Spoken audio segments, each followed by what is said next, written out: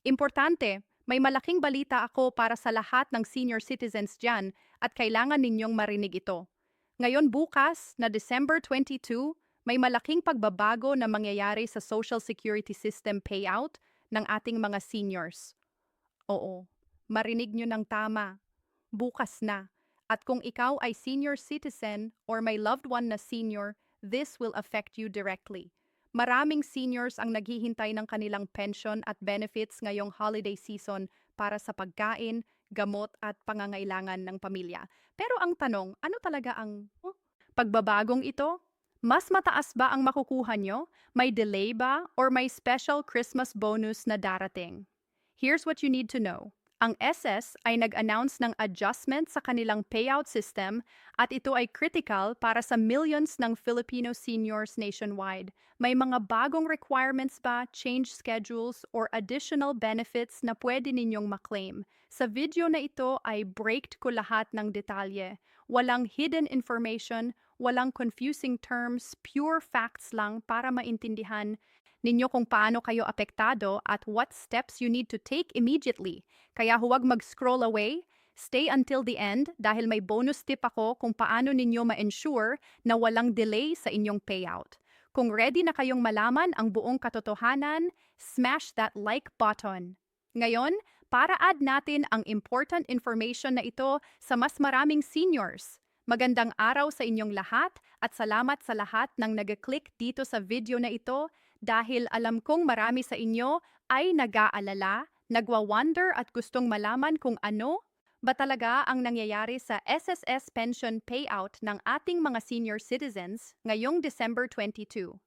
At tama kayo na nandito kayo ngayon dahil ang information na ibibigay ko sa inyo ay super important, lalo na para sa mga seniors na umaasa sa kanilang monthly pension para sa pangaraw-araw na gastusin, gamot at pangangailangan ng pamilya lalo na ngayong holiday season.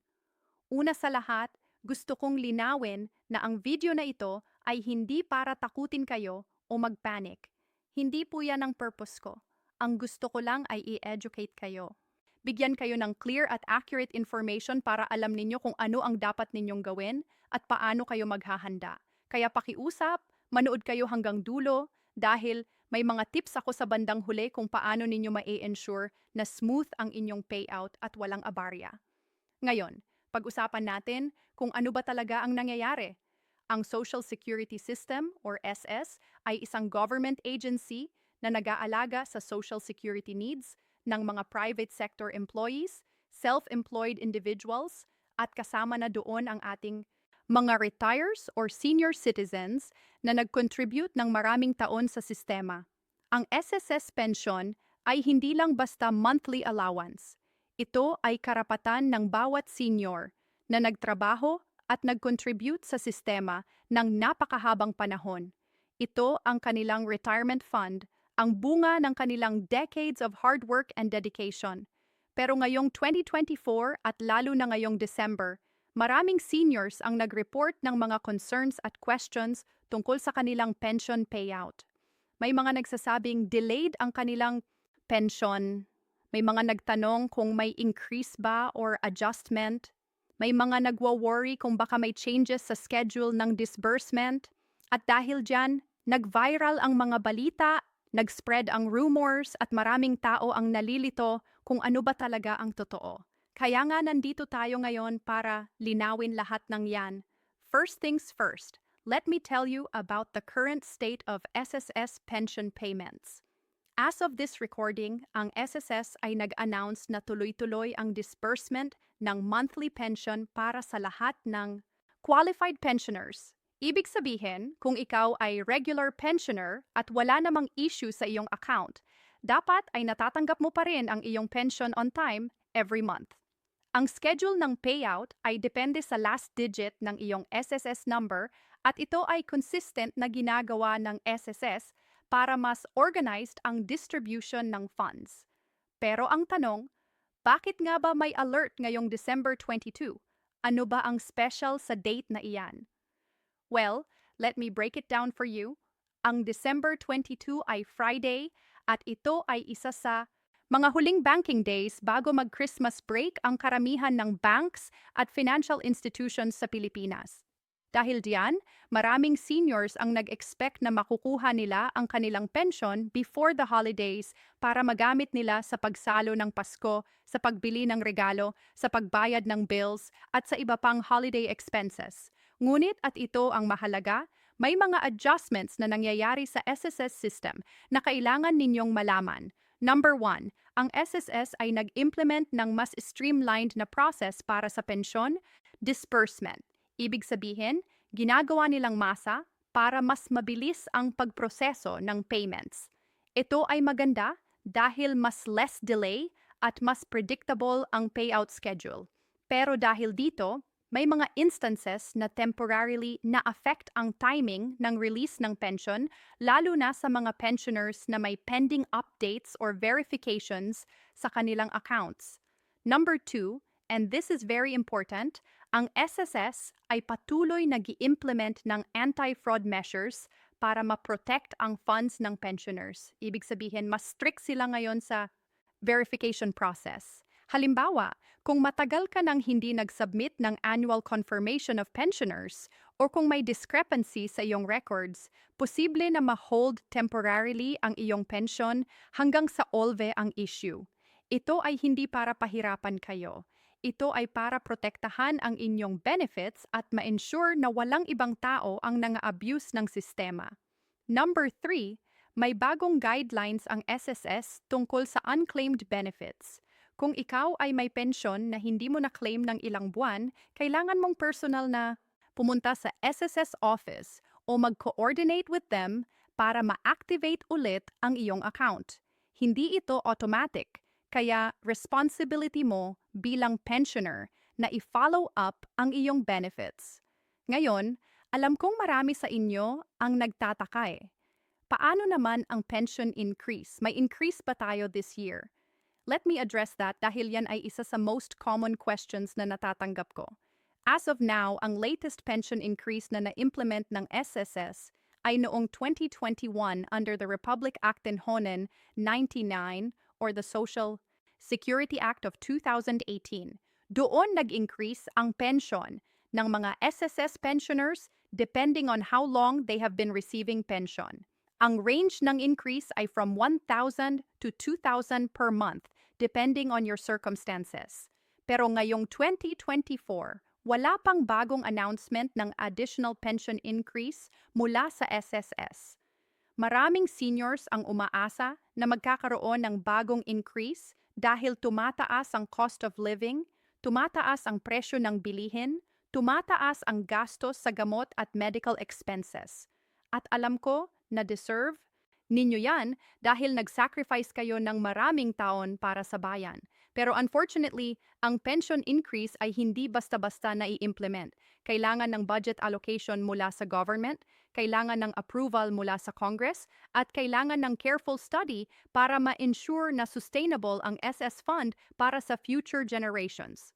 Ang maganda lang ay may ongoing discussion sa Congress tungkol sa possible pension increase.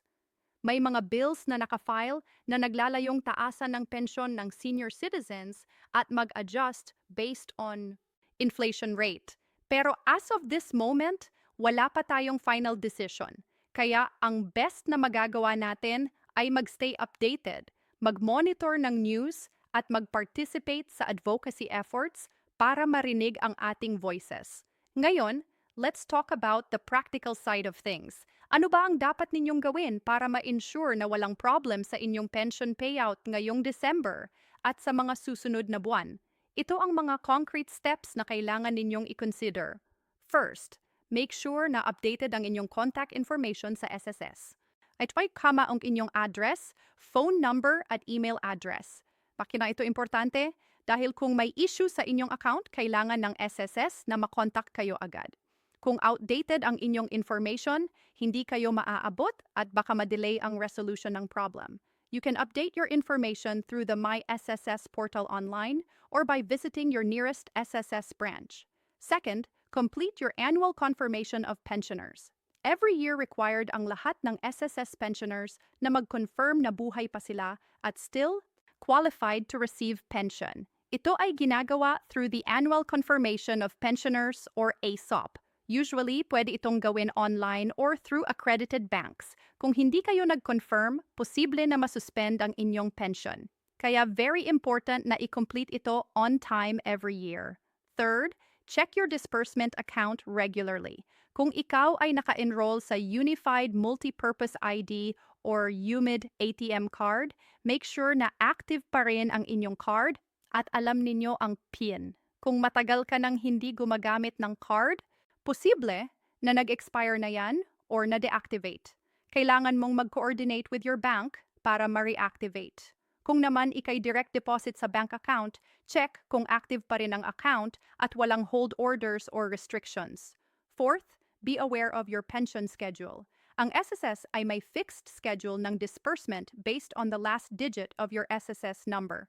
Halimbawa, kung ang last digit ng iyong SSS number ay 0 or 1, usually ang payout mo ay first few days ng month. Kung 2 or 3 naman, medyo later at so on and so forth. Alam ko na medyo technical yan pero importante na alam mo ang iyong schedule para hindi ka mag-worry unnecessarily kung hindi ka pa nakakatanggap on the first day ng month. Fifth, protect yourself from scams.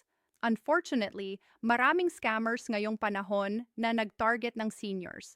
May mga tumatawag na nag-claim na galing sa SSS at nanghuhuli ng personal information. May mga nagte-text na nagsasabing may additional benefits ka raw pero kailangan mong mag-deposit ng pera or magbigay ng personal details. Please, please, please be very careful. Ang SSS ay hindi nanghihinge ng pera or sensitive information through phone or text. Kung may kailangan silang verification, dadaan yan sa official channels. Kung may doubt ka, better na pumunta ka personally sa SSS office or tumawag sa official hotline nila para mag-verify. Ngayon, gusto ko ring pag-usapan ang bigger picture. Ang SSS pension system ay facing challenges. Alam nating lahat yan. Ang number ng retires ay dumarami habang ang number ng active contributors ay hindi proportionally tumataas. Ito ay demographic challenge na hindi unique sa Pilipinas. Maraming bansa sa mundo ay facing the same issue. Ang tanong, ano ang solution? Ang SSS ay nag-i-implement ng reforms para ma-address ito.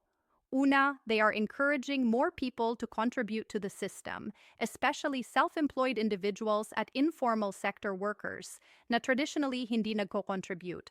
Pangalawa, they are improving their investment strategy para lumaki ang returns ng SS funds. Pangatlo, they are strengthening their collection efforts para ma-ensure na lahat ng dapat mag-contribute ay talagang nagko-contribute. Pero beyond the institutional reforms, may role din tayong lahat. As citizens, kailangan nating suportahan ng SSS system by paying our contributions on time, by encouraging our loved ones to register and contribute, at by being informed and responsible pensioners. Hindi ito one-way street. Ito ay partnership between the government and the people. At dito ko rin gustong i-emphasize ang importance ng financial literacy, lalo na para sa ating mga seniors. Ang SSS pension ay importante pero hindi ito dapat ang sole source of income during retirement. Kung kaya magandang mag-invest din sa ibang retirement vehicles like Pag-ibig, MP2, personal savings, insurance, or small business. Diversification is key para secure ang inyong retirement para sa mga younger generation na nanonood nito. This is a wake-up call. Hindi enough na umasa lang sa SSS pension in the future. Start planning now. Start saving now. Start investing now. Learn about personal finance. Build multiple income streams. Para pagdating ng retirement age, you have options at hindi kayo totally dependent sa government pension. Going back sa topic natin ngayong December 22, ang bottom line ay ito. Ang SSS pension payout ay tuloy-tuloy at walang major disruption. Kung ikaw ay qualified pensioner at updated ang iyong records, dapat ay natatanggap mo ang iyong pension on schedule. Kung may issues ka, contact SSS immediately para ma-resolve agad. Huwag magpanik pero magstay vigilant at informed. At para Sa mga may tanong pa rin or may specific concerns about their pension, here's what you can do. You can visit the official SSS website at ssss.ses.gov.ph.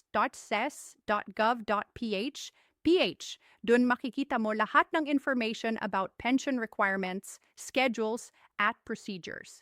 You can also call the SSS hotline or mag-send ng email sa kanilang customer service.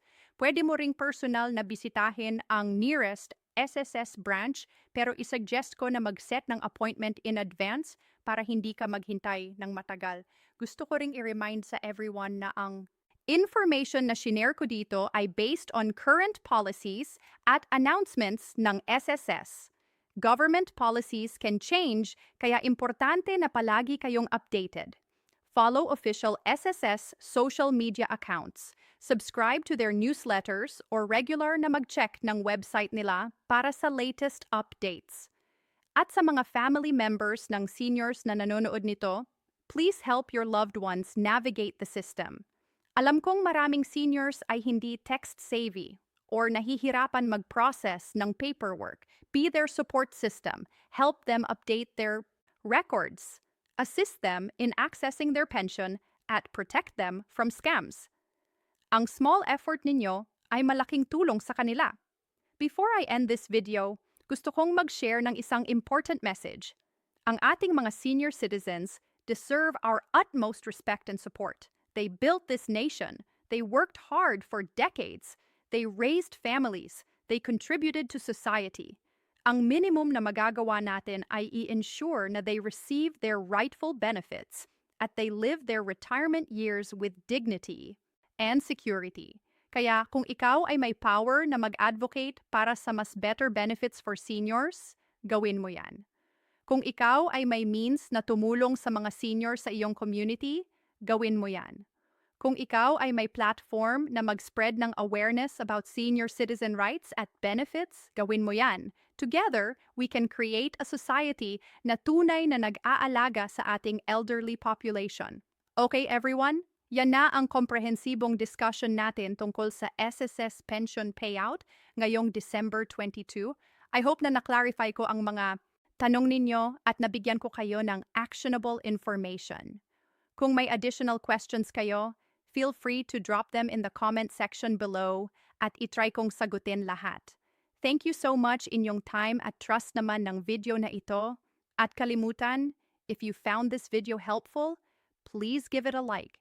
Share it with your friends and family, especially those who have loved OneScribe channel for more information about financial literacy, practical life tips. Hit that notification. Updated AK. God bless us all.